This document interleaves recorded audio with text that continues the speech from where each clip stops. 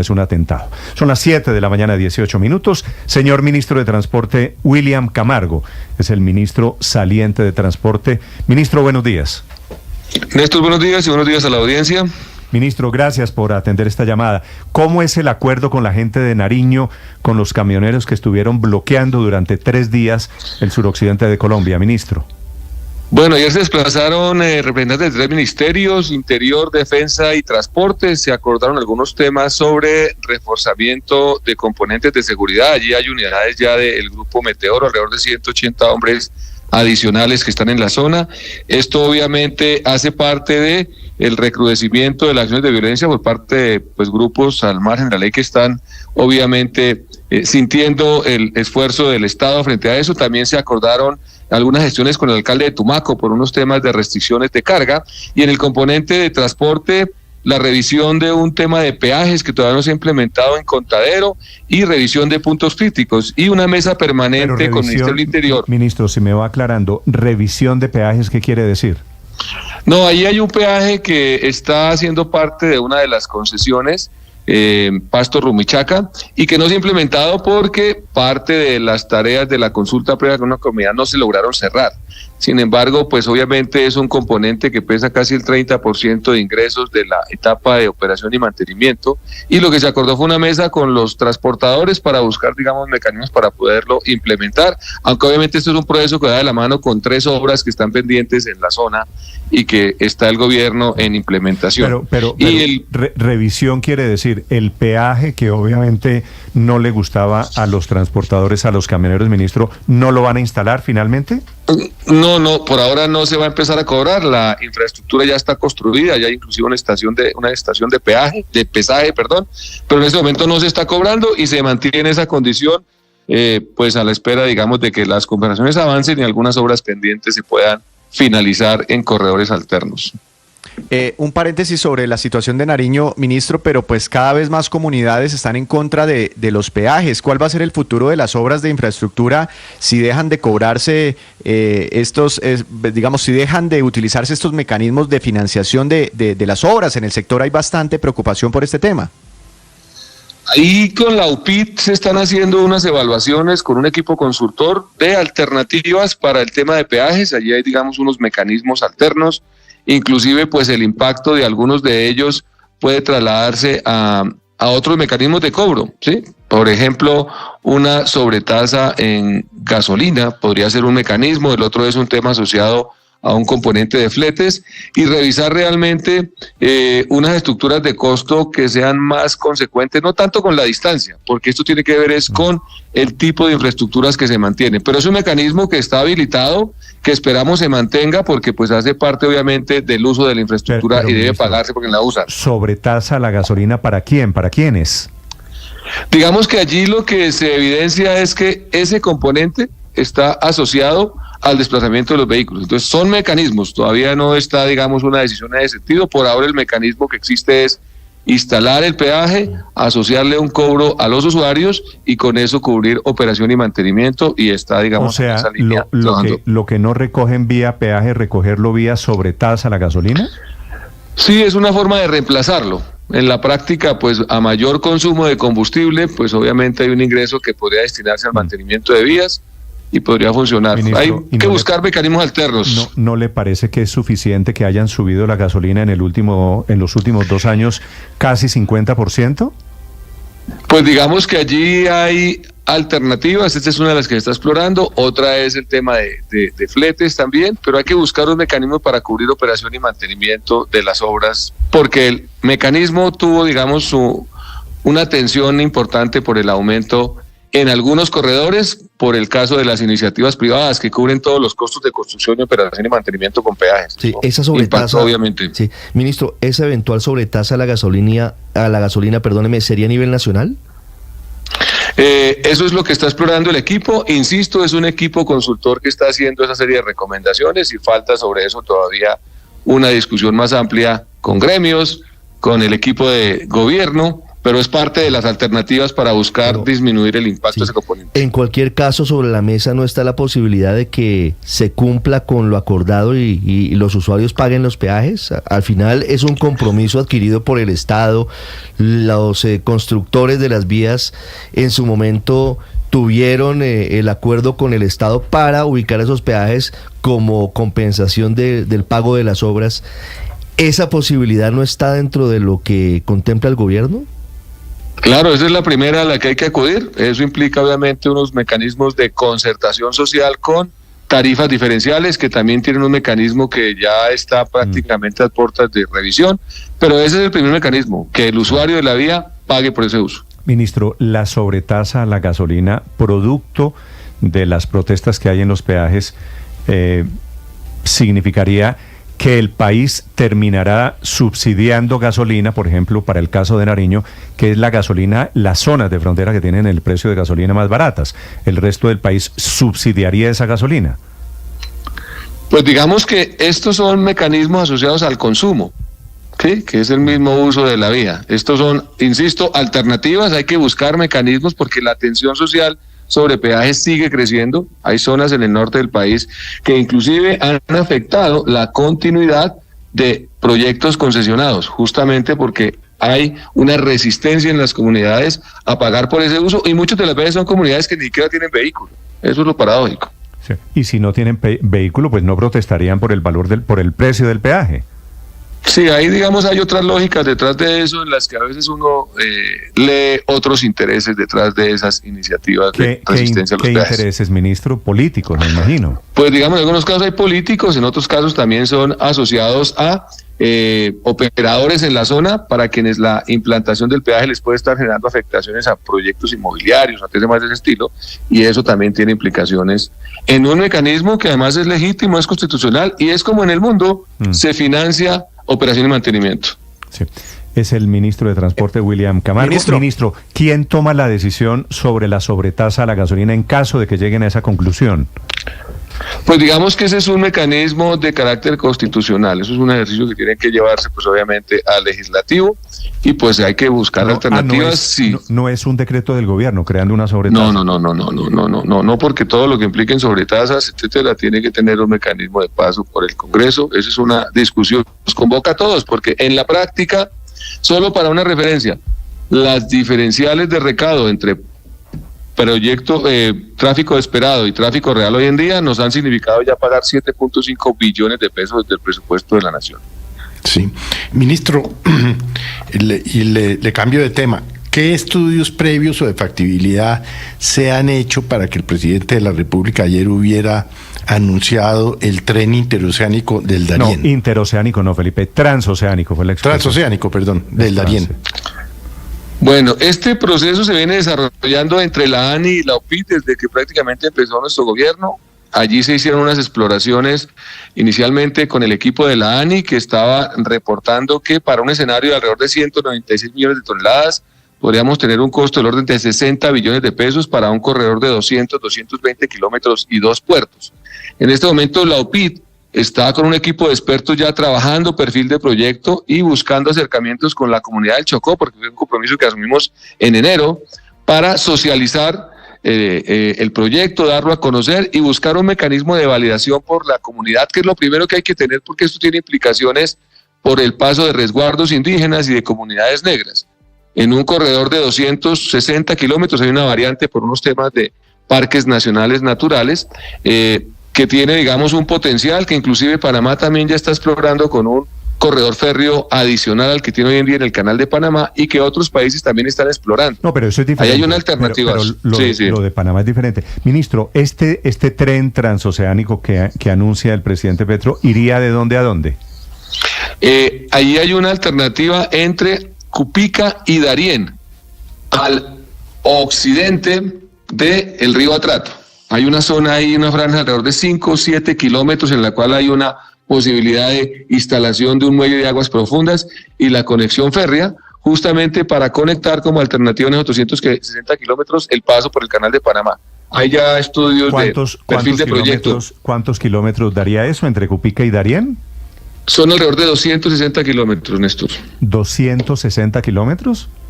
Sí, Y sería un tren que va a qué altura, dijo el presidente Petro, sería un tren elevado, ¿no?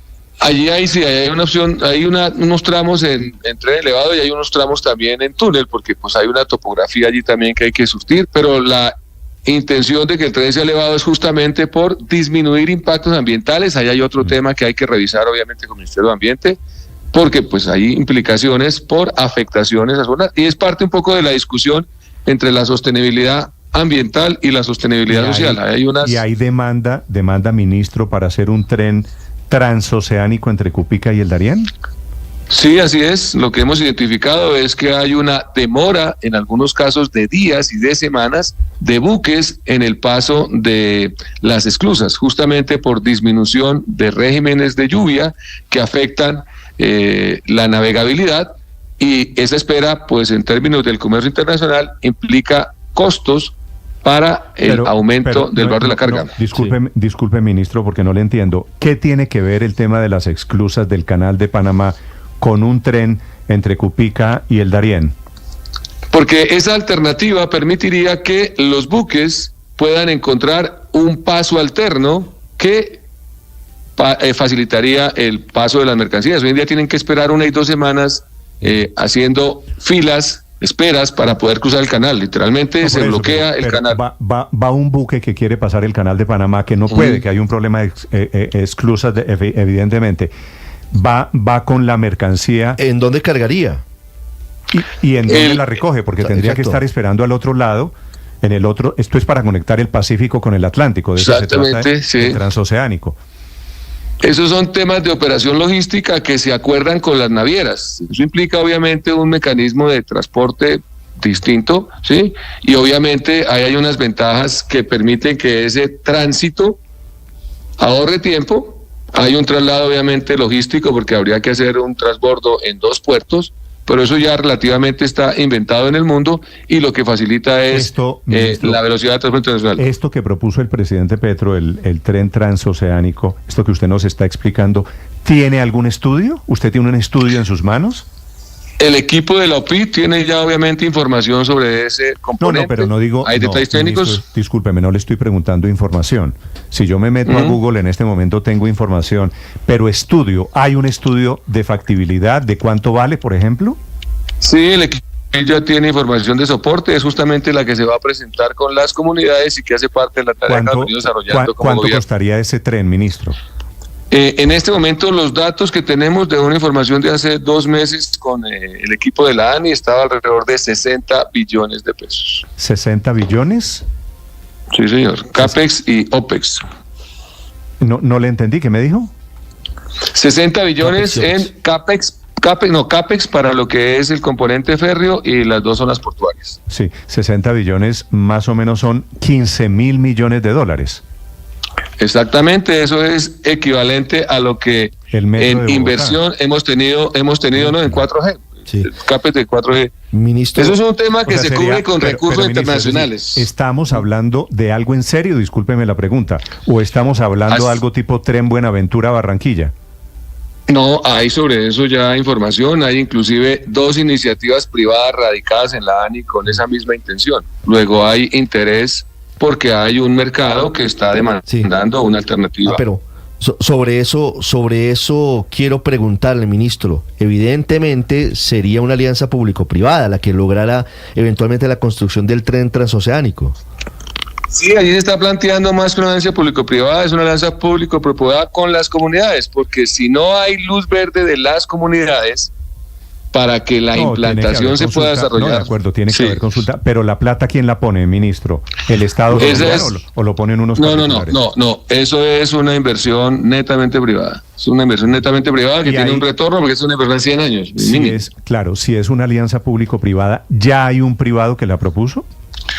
Hay 2 iniciativas que está revisando la ANI con ese componente, más lo que está haciendo la OPID. Ellos están, digamos, en esa tarea de verificación. Es decir, eso ya tiene un interés. ¿El peaje del que habló el presidente Petro ayer sería un peaje por las mercancías? Eso lo que implica es que cada vez que los contenedores crucen o los buques, pues se establece un valor por cada uno de esos contenedores y se paga ese valor. Eso ya tiene un modelo financiero detrás relativamente robusto, justamente por el ahorro en la espera que hoy en día están teniendo. Sí, ¿esta obra es a cuántos años, ministro?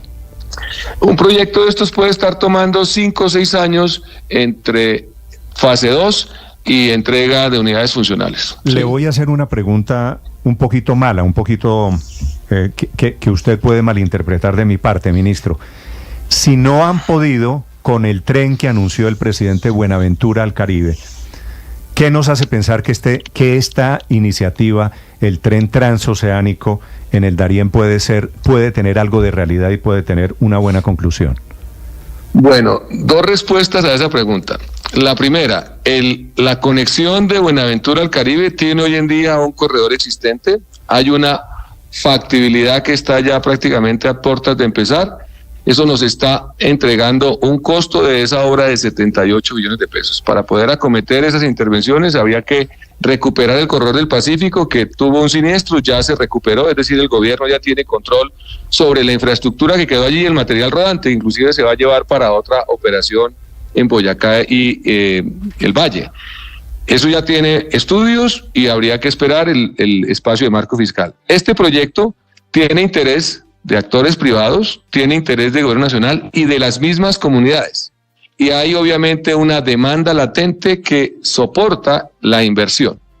Uno esperaría que en estas iniciativas que tienen un componente privado y un trabajo con comunidades, el ejercicio avance a su materialización. El presidente ha sido claro que nosotros no lo vamos a inaugurar, eso está clarísimo, pero tiene altísimas probabilidades porque hay inclusive originadores privados interesados en que se puedan presentar y habría que acordar temas con comunidades. Hay una cuenta que no me cuadra, ministro. Entre Buenaventura y Barranquilla hay más de 1.000 kilómetros, ¿cierto?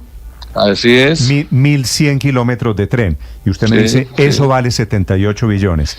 Sí, porque ya tenemos un corredor entre Dorada y Santa Marta. Entonces ahí hay que conectar por La Felisa, región central, y llega uno a la otra zona. No, pero perdóneme, eso no es Buenaventura Santa Marta o no es Buenaventura Barranquilla. Eso es atravesando el país. Si es por La Dorada y La Felisa, eso es otra cosa. Sí, es que son dos componentes, Néstor. La Dorada Barranquilla, lo que dijo el presidente es una nueva vía que, entre otras cosas, tendría que pasar por el Chocó. No, es que ahí hay 2 formas de conectar los 2 océanos.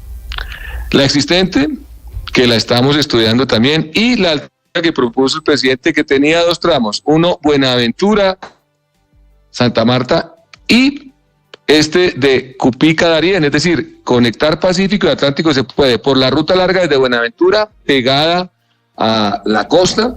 Nosotros exploramos también esa alternativa, pero son 520 kilómetros que en costos de operación hacen inviable esa alternativa.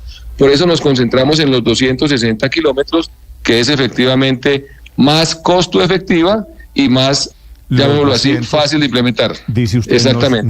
Nos concentramos en Cupica-Darién. Exactamente, 260 kilómetros. O sea, la que anunció el presidente Petro ayer es el viable reemplazo de la obra entre Buenaventura y Barranquilla. Sí, tiene la misma conexión, ¿sí? Tiene la misma conexión, es los 2 océanos en una longitud más corta, 260 kilómetros. La otra, por costos de operación, hacía inviable el ejercicio. Eso lo exploramos también con el equipo de la ANI en su momento. Sí, ministro, y conectar a los 2 océanos, ¿tiene alguna colaboración de Panamá? Digamos que hay una conversación que no es cómoda, obviamente. Recordemos que en el pasado ese istmo era nuestro. Recuperar esa conectividad es obviamente un tema que tiene que ver con una alternativa. No se trata de reemplazar el canal, y obviamente el comercio internacional va a seguir creciendo, salvo situaciones excepcionales, que no es obviamente una discusión de este momento. Digo por eso va a seguir dándose. Porque no sé si Panamá aquí es un aliado o es un rival comercial para efectos de esta obra. Sí, es un tema, digamos, de competencia en alternativas de conectividad, porque la demanda del canal obviamente supera las 96 toneladas que estamos nosotros planteando poder tomar de alternativa. O sea, esto va a seguir creciendo y el volumen de carga allí perfectamente se puede multiplicar por 7. Ministro, estoy mirando el mapa y en cualquier caso la ruta de este tren transoceánico tendría que tocar en algunos puntos el tapón del Darién, que es una zona protegida, que es una gran reserva, que es el pulmón ecológico de Centroamérica y de esa zona fronteriza con Colombia.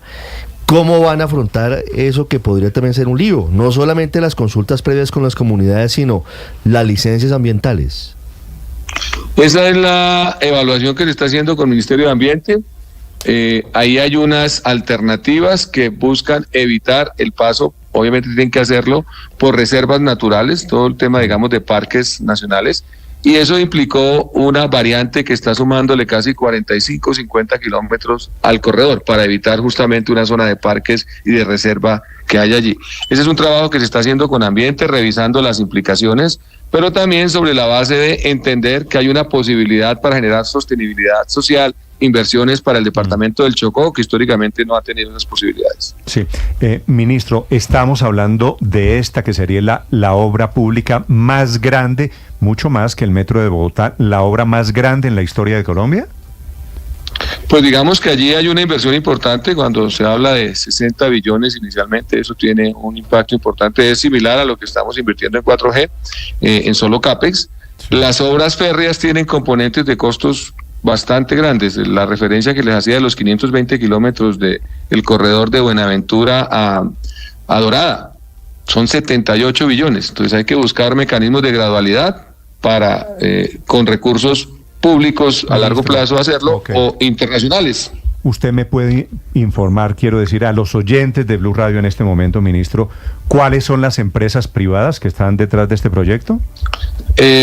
No tengo los datos en este momento, ¿sí? Es un tema que está manejando la ANI, pero sé que hay dos iniciativas privadas que se están presentando, que obviamente ¿Son empresas extranjeras, me imagino? Sí, eso normalmente son consorcios que se configuran con empresas nacionales y extranjeras. Allí hay inversores seguramente de otras partes del mundo. Ahora, ministro, sobre el tema ambiental, el gobierno nacional se opone a la ampliación de la autopista norte, que son 5 kilómetros, por temas ambientales. ¿Van a hacer ustedes una obra sobre el tapón de Darién de 260 kilómetros sin importarles el tema ambiental? Bueno, lo primero no es que el gobierno se oponga, Néstor. Allí hubo una revisión que hizo la ANLA y solicitó una información que también inclusive Bogotá acompañó por parte del acueducto frente a las modelaciones de los cuerpos de agua de Torca y Guaymaral, y que pues tiene que estar suplida se debe suplir por los funcionarios. ¿Sí? De acuerdo, no, pero lo que le digo es, la autopista norte en Bogotá no se ha podido ampliar por un tema ambiental, del gobierno Petro o de quien sea, no es eso lo que quiero decirle. Lo que digo es, no se ha podido ampliar por Torca, por unas fuentes de agua, por un tema estrictamente ecológico, la autopista norte en Bogotá, 5 kilómetros. ¿Y van a hacer ustedes un tren elevado sobre el tapón del Darién? O sea, ¿son ecológicos pues en Bogotá, no tanto en el Darién? No es que no seamos ecológicos en un lado y en otro. Lo que sucede es que obviamente hay unos elementos que mitigan los impactos ambientales y eso es parte de la tarea que con el Ministerio y ANLA se revisará. Eso es un proceso. Lo ideal sería aplicarle, no digo para fastidiar el proyecto de el Darién, es para que dejen hacer la autopista norte en Bogotá. Pues hagan también la autopista norte. Hagan una consulta será para la autopista norte, si les parece que eso arregla el problema. No, la autopista norte también se hará. En últimas, el sustrato ambiental es modificado por el hombre en todas partes. Y eso hay que revisar, porque de ello también depende la sostenibilidad de las personas. Si no hay ingresos, las personas deberán moverse a otras zonas. Y cada vez más las ciudades están teniendo problemas de sostenibilidad y hay territorios que tienen potencial y que en una sana lógica deberían coexistir impactos ambientales, impactos humanos e impactos económicos. Eso es lo que a nivel mundial se estila, porque la naturaleza en últimas debe coexistir con las necesidades del hombre y su sostenibilidad económica y de las sociedades. De lo contrario, estamos condenados a la extinción. Si no podemos coexistir con la naturaleza, mitigando impactos y avanzando para satisfacer las demandas crecientes de la población, pues no tendríamos cómo coexistir en el planeta. Ministro, un buque pasa por el canal de Panamá en menos de un día, en menos de mediodía, 15 horas, 12 horas. Un tren conectando los dos océanos, ¿cuánto tardaría? Pues estos son trenes que se diseñan a velocidades entre 130 y 150 kilómetros. Estamos hablando de 220 kilómetros, 240. Ahí la demora un poco es la operación logística, que en teoría son operaciones de 3-4 horas, depende del número de grúas para hacer el traslado. pero sí hay unas ventajas en términos de tiempo y sobre todo de espera. El problema allí son las esperas que se están generando Pero y que están incrementando ministro, tiempos. supondría hacer unos puertos buenos, ¿no? Muy grandes, sólidos. Así es. No es que lo vamos a hacer, no van a llegar unas lanchitas para llevar un par de bultos. Y aquí Eso estoy viendo... tiene que ser unos buques Claro. que tengan capacidad para atracar en unos Néstor, puertos bien hechos, para competir con el Canal de Panamá. Estoy No viendo- es solo construir, quiero decir, el tren, ¿no? Mire, estoy viendo Exactamente. zonas Son como puertos y el tema férreo. Capurganá. ¿En qué punto, cuál será el punto de llegada de esa autopista férrea, ministro? Digamos que eso está al occidente del río Atrato, ahí hay una zona de 5 kilómetros. Digamos que el detalle Ya. topográfico no lo tengo en concreto, pero pues en algún momento le pedimos al equipo de la OPIT que lo pueda ilustrar. Parte de eso es lo que se va a presentar a las comunidades y se va a poner, digamos, a consideración de ellos como compromiso que el gobierno adquirió con el departamento del Chocó en el gobierno con el pueblo. Sí.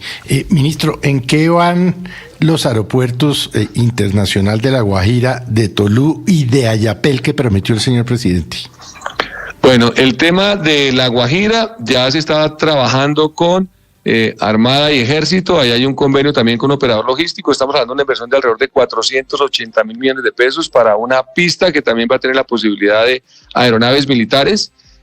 Lo que ha planteado Aerocivil es que hacia el último trimestre del próximo año debería estar ya poniéndose en operación la pista. Ellos están trabajando con un tema logístico porque obviamente hay una limitación de provisión de agua y energía en esa zona, pero ya hay trabajos de diseño y proyecto con equipos del Ministerio del Interior, Ministerio de Defensa y Ministerio de Transporte y Aerocivil trabajando en la zona. Tolú, ya arrancaron las obras, ahí tuvimos un tema asociado a... hay unas modificaciones que hay que hacer al trazado de una vía, etcétera, pero ya están trabajando. Y Ayapel y estos aeropuertos que hacen parte de los ASAES tienen una tarea por parte de Aerocivil con recursos y contratos ya en ejecución. Parte de la tarea de Aerocivil es justamente concretar en estos 2 años de gobierno la construcción de alrededor de 14 pistas y dejar diseños para otras 31 y fortalecer obviamente la oferta. Hay un tema también en Chiribiquete que se está revisando para poder aumentar la capacidad en San José del Guaviare y tener operación helicoportada para que pueda haber turismo internacional, y estamos trabajando en un portafolio que aspira a tener 50 millones. ¿Un helipuerto en Chiribiquete? Sí, digamos que la implicación de poder disfrutar de las maravillas que hay allí, porque esto es literalmente una zona completamente virgen, ¿sí? Sí, con pintura rupestre, no puede hacerse con, llamémoslo así, operación convencional. Esto no es para irse uno caminando allá porque ese proceso es invasivo en términos turísticos. Entonces está revisándose para que pueda hacerse, digamos, una operación turística un poco diferente, que realmente la belleza de esa zona se evidencia es desde el aire. Eso es la ventaja de esa zona. Está Aerocivil trabajando también con el Ministerio de Industria y Comercio para generar una oportunidad turística allí bien interesante. Es parte del reto que tenemos. Ya esperamos este año 56 millones de viajeros, reemplazando las exportaciones de carbón. Ya estamos, digamos, llegando a aproximarnos a los mismos ingresos en dólares por esa exportación. Y eso es saludable para el país, tener más alternativas de ingresos, y el turismo es una fuente muy importante. Vale, es el ministro saliente, el ministro de Transporte, William Camargo, que es ministro ¿hasta cuándo, ministro? Creo que los cambios se van a materializar la próxima semana. En últimas, como siempre, la oportunidad de servir al país, la gratitud con el presidente y la paciencia que ustedes nos tuvieron para atender siempre nuestras consultas y estar informando lo que estábamos haciendo en el gobierno. Pues a usted, ministro, muchas gracias. Creo que es nuestra última entrevista. Le deseo mucha suerte ahora que deja el ministerio, ministro. Bueno, muchas gracias y bueno, seguimos en la tarea. Muy Otras bien, cosas vendrán. William Camargo, ministro de Transporte, 747.